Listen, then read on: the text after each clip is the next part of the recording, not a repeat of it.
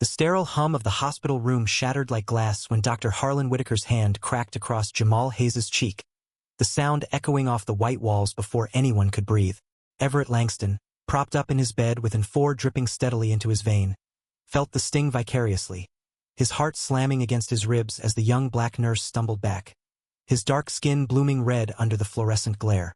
"You incompetent fool," Whitaker snarled, his voice a venomous whip. "If you can't even draw blood without contaminating it, get out of my or now before you kill someone with your negligence." Jamal straightened slowly, his broad shoulders tensing under the crisp blue scrubs, but he didn't flinch, didn't raise a hand to the welt rising on his face. His eyes, deep brown and steady as the Seattle rain outside the window, flicked only once to Everett, the patient he'd been tending all morning with a gentleness that bordered on reverence, before dropping to the floor in practiced submission. The room hung thick with the scent of antiseptic and unspoken rage, the heart monitor beeping a frantic rhythm that matched Everett's own pulse. Whitaker turned on his heel, barking orders at the retreating orderly, oblivious to the way the air had thickened, how the man in the bed was no ordinary appendectomy recovery case, but Everett Langston, the reclusive tech billionaire whose quiet philanthropy funded half the city's free clinics, now witnessing the fracture in the empire he'd helped build. Everett's fingers clenched the thin sheet, knuckles whitening, as Jamal slipped out the door without a word, his footsteps soft against the linoleum. The slap wasn't just skin on skin. It was a declaration, a ritual of power in this gleaming fortress of mercy where hierarchies hid behind clipboards and stethoscopes. Seattle's skyline loomed gray and indifferent beyond the glass, the Space Needle a distant spike against the perpetual drizzle, mirroring the storm brewing in Everett's chest. He'd come here incognito, checking in under a false name after a hiking accident in the Cascades twisted his ankle and nicked an artery. Nothing life-threatening, but enough to land him in Whitaker's domain for observation. Now, as the door clicked shut, leaving him alone with the ghost of that violence, Everett felt a pull he couldn't name, a tether to the nurse whose dignity had just been stripped bare in front of him. By evening, the hospital had settled into its nocturnal rhythm, distant coughs echoing down halls, the murmur of night shift voices like a low tide. Everett lay awake, the morphine haze lifting just enough to sharpen the edges of memory. Jamal's face haunted him. Not the welt, but the resilience in those eyes, the way he'd steadied his breath before the strike landed, as if he'd rehearsed this humiliation 1,000 times. Everett had seen injustice before, from boardrooms where his queerness was a whispered liability to the streets of his Chicago youth where being gay and out meant dodging fists as often as glances. But this was intimate, raw, played out in the one place where vulnerability should be sacred. He pressed the call button, the light above his door flickering to life like a hesitant beacon. Minutes stretched, and then Jamal appeared, moving with the quiet efficiency of someone who'd learned to navigate minefields. His scrubs were fresh, the mark on his cheek concealed under a layer of concealer that did little to hide the shadow beneath his eyes. "Mr. Ellis," Jamal said softly, using the alias Everett had given at check-in, his voice a warm baritone that carried the faint lilt of his Alabama roots, smoothed by years in the Pacific Northwest. "You need something for the pain?" Everett shook his head, sitting up straighter, the gown slipping off one shoulder to reveal the taut lines of his chest, scarred faintly from a long-ago coming-out brawl. "No, I need you to tell me why you let him do that." The words hung blunt and unadorned, slicing through the polite veil nurses wore like armor. Jamal paused, chart in hand, his full lips pressing into a line. He glanced at the door, then back, weighing the risk. "It's not about letting, sir. It's about surviving. Dr. Whitaker's the golden boy here, top surgeon, board member. One wrong word, and you're on night shifts in the psych ward, mopping up after meltdowns." He set the chart down, perching on the edge of the visitor's chair, his presence filling the room with a solidity Everett hadn't realized he craved. Up close, Jamal was striking. High cheekbones, a fade haircut neat against his warm brown skin, hands calloused from years of holding lives together. "You're better than that," Everett said, his voice low, edged with the authority he usually reserved for venture pitches. "We both know it." Jamal's laugh was soft, bitter as black coffee. "Flattery from a patient? That's a new one. But thanks. Most folks look away." His gaze lingered on Everett's face, tracing the sharp angles, the faint stubble shadowing his jaw. There was a spark there, unspoken, the kind that ignited in stolen moments between shifts and screens. They talked then, halting at first, like two men circling a fire they both wanted to warm their hands by. Jamal shared fragments. Born in Mobile, nursing school on scholarships, moving to Seattle 5 years ago chasing dreams of equity in healthcare, only to slam into Whitaker's wall of privilege. He's got that old-school vibe, Jamal said, mimicking a drawl. White coat, white savior complex. Thinks we're all here for his handouts. Everett nodded, revealing just enough his job in tech, the isolation of building an empire from a cramped apartment in Belltown. He didn't mention the billions, the foundations, the way he'd poured his fortune into underfunded ERs because his own father's AIDS diagnosis in the 90s had left him orphaned and furious. As Jamal adjusted the four, their fingers brushed. Accidental electric. Everett felt it like a current, pulling him toward the stranger who'd endured a slap and still shown up with steady hands. "Stay a minute," Everett murmured, not a request. Jamal did, and in that suspension the room felt less like a cage, more like a confessional. Dawn crept in gray fingers over Puget Sound the next morning, painting the ward in muted silvers. Everett's discharge papers were signed by noon, but he lingered, feigning paperwork delays, craving another glimpse of Jamal amid the chaos of rounds. Whitaker swept through like a storm front, his presence sucking oxygen from the air, barking at interns while ignoring the patient's wary eyes. When he paused at Everett's door, stethoscope dangling like a noose, Everett met his gaze coolly. "Everything to your satisfaction, Mr. Ellis?" Whitaker asked, his smile as sharp as a scalpel. "Mostly," Everett replied, the word laced with subtext Whitaker missed entirely. As the doctor strode off, Jamal passed in the hall, their eyes locking for a beat too long. That afternoon, under the guise of follow-up instructions, Jamal slipped Everett his number on a torn scrap of notepaper. "In case the stitches itch," he said, but his smile said more: invitation, risk, the thrill of possibility. Everett left Harborview Medical Center with a limp and a fire in his gut, the city unfolding around him in its damp embrace. Coffee carts steaming on First Avenue, ferries slicing through the bay like promises. He hailed a cab to his loft in Capitol Hill, the space a minimalist sanctuary of glass walls and reclaimed wood, overlooking the evergreen sprawl. But the view blurred as he replayed the slap, Jamal's unflinching poise. Dialing the number felt like crossing a threshold. "Hey!" Jamal answered on the second ring, voice hushed against the din of the ward. "You out?" "Yeah. Dinner? My treat." Neutral ground.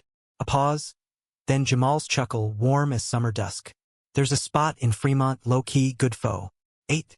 The restaurant was a hole-in-the-wall gem, lanterns casting golden pools on scarred wooden tables, the air thick with basil and star anise. Jamal arrived in jeans that hugged his athletic frame and a Henley shirt unbuttoned just enough to reveal the curve of his collarbone. His fade fresh, skin glowing under the soft lights. Everett had chosen a button-down in soft gray, sleeves rolled to his elbows, his dark hair tousled as if he'd run his hands through it one too many times. They ordered spring rolls and shared stories over steaming bowls, the conversation flowing like the beer they nursed, light at first, then delving deeper. Jamal spoke of his sister back home, her battle with lupus and the clinics that turned her away. Everett countered with tales of his first startup flop, crashing on friends' couches while dodging his conservative family's disapproval of his lifestyle. Laughter bridged the gaps, but under it simmered tension, the what-ifs hanging heavy. When Jamal's knee brushed Everett's under the table, neither pulled away. Walking back along the canal, the water black and reflective under street lamps, Everett stopped, turning to face him. "That slap yesterday, it's not right. You deserve better." Jamal's eyes searched his, vulnerability cracking the armor. "And you? Hiding in plain sight, playing patient. What's your story, Everett Ellis?" The alias slipped out, but Everett didn't correct it. Not yet. Instead, he leaned in, breath mingling, and kissed him, soft at first, testing, then deepening as Jamal's hands found his waist, pulling him close against the chill night air. The kiss tasted of lemongrass and longing, a spark that ignited something dormant in Everett's carefully controlled world. They broke apart breathless, foreheads touching, Jamal's whisper rough. "My place is closer."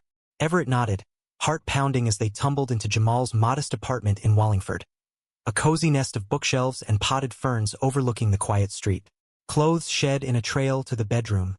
Bodies exploring with the urgency of men who'd waited lifetimes for this permission. Skin on skin, Jamal's touch was reverent. Fingers tracing the scars on Everett's back, lips mapping the hollows of his throat. Everett lost himself in the rhythm. The way Jamal moved with a grace born of suppressed fire, their gasps mingling like confessions. Afterward, tangled in sheets that smelled of laundry soap and possibility, Jamal traced lazy patterns on Everett's chest. "This feels real," he murmured. "Scary real." Everett pulled him closer, the weight of secrets pressing. "It is." But as sleep claimed them, doubt flickered. How long could he keep the mask on before the truth unraveled everything? Weeks blurred into a rhythm as addictive as the rain-slicked streets they wandered. Everett's recovery became a convenient excuse for daily texts, stolen lunches at Pike Place where fishmongers hawked their catch and gulls wheeled overhead.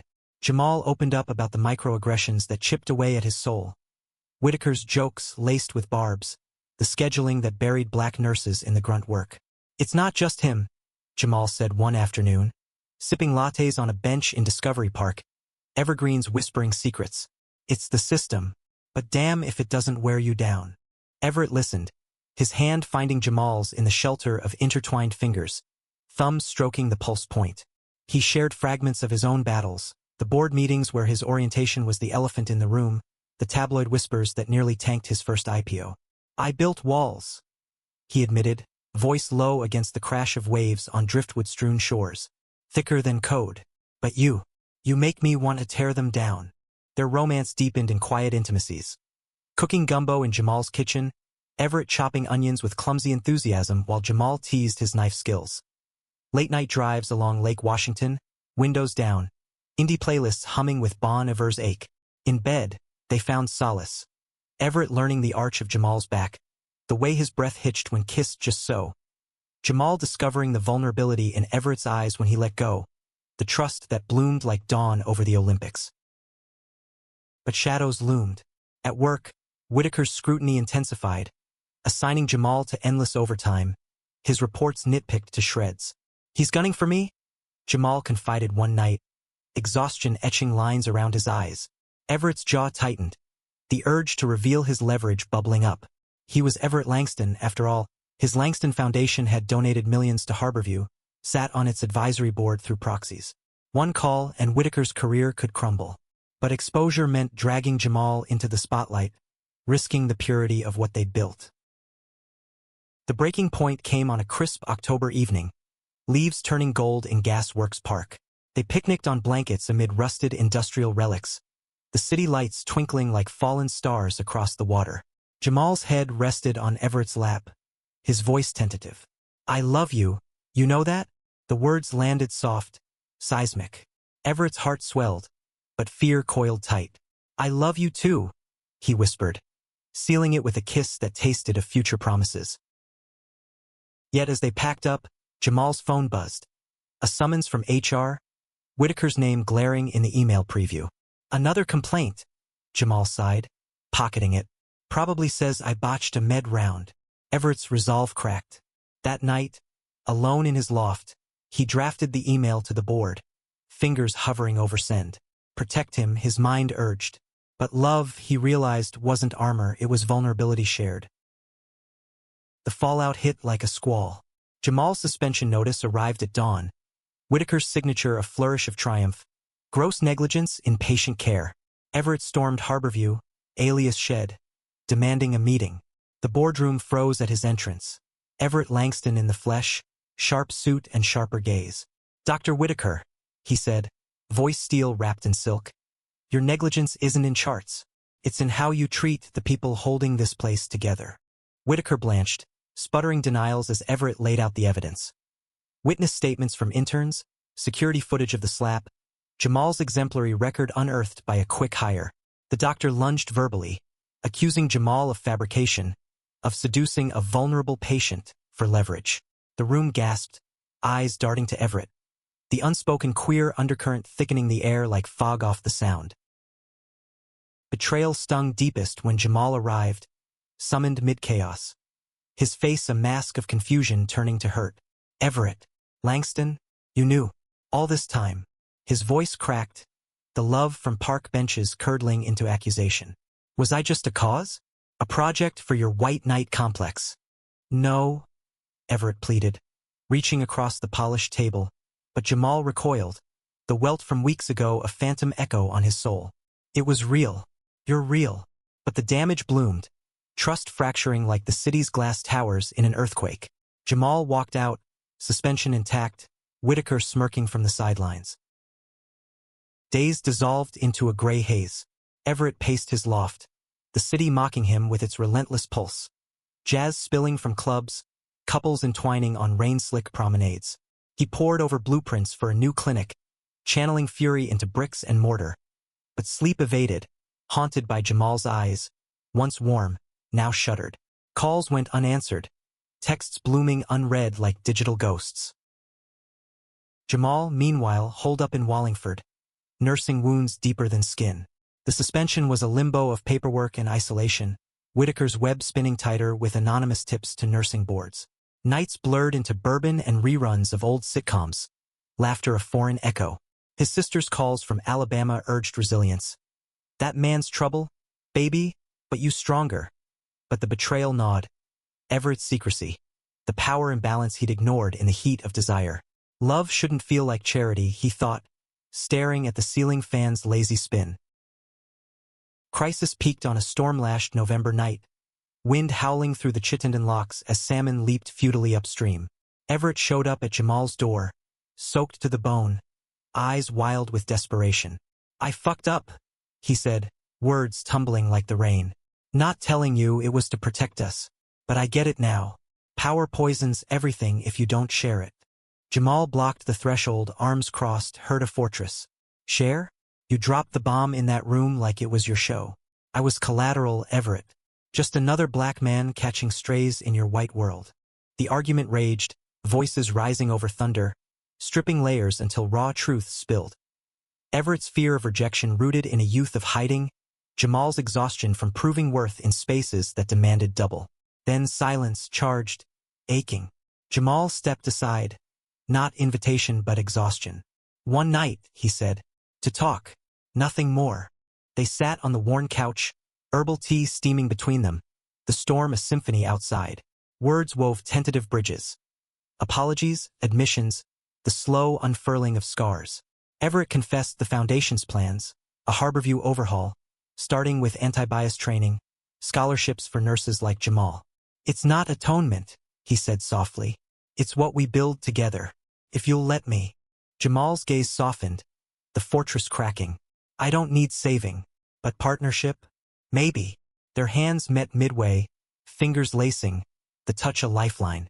Hours passed in murmurs, bodies gravitating until lips brushed, hesitant, then fervent, a reclamation. In the dim lamplight, they made love slowly, rediscovering rhythms, each caress a vow against the fractures. Healing wasn't linear, but dawn brought fragile hope. Jamal returned to work reinstated, Whitaker sidelined to admin purgatory pending review. Their dates resumed. Hikes in the Olympics where ferns carpeted the earth, talks turning philosophical under canopy greens. Everett learned to consult, to listen without fixing. Jamal to lean into vulnerability without armor. By winter's solstice, as snow dusted the market stalls, they stood hand in hand at the tree lighting, the crowd a warm blur. We're not fixed, Jamal whispered, breath fogging the air. But we're whole enough. Everett smiled, pulling him close amid the cheers, the city's heart beating in sync with theirs. In a world of hierarchies and hidden pains, they'd carved a space. Raw, real, redemptive. Love, they learned, wasn't absence of storm, but dancing through it, unbroken.